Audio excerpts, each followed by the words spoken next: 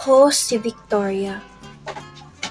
Kagalitan mo pang hindi mamihasa. Ano bang mali mo riyan, bata ka?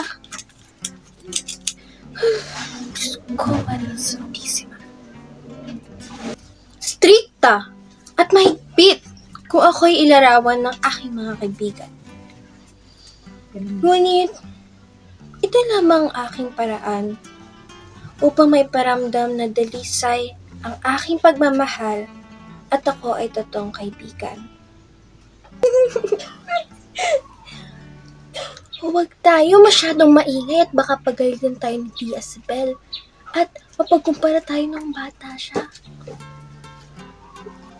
Larawan ako ng isang Pilipina na may pagmamahal at pag-aalaga sa kaibigan.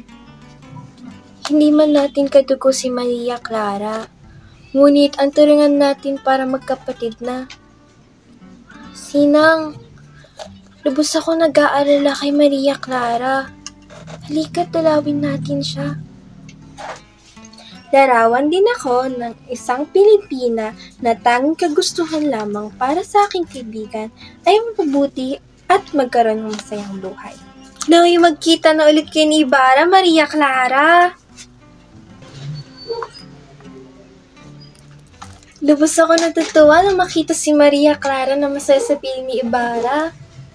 Bukod rito, ano pa ba ako bilang isang kaibigan? O ano pa ba ako bukod sa pagiging kaibigan?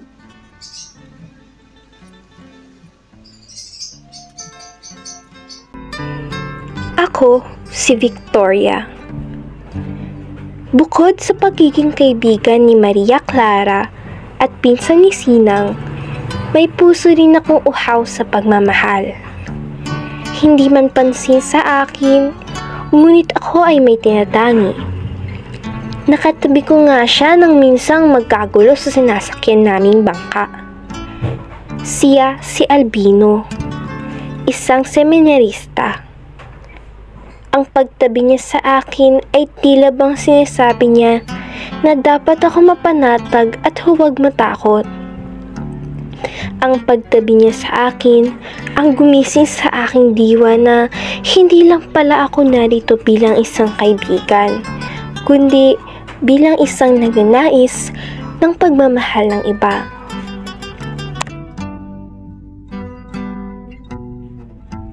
Malimit man akong bigyang pansin ng iba, ngunit para kay Albino, ako ay mahalaga.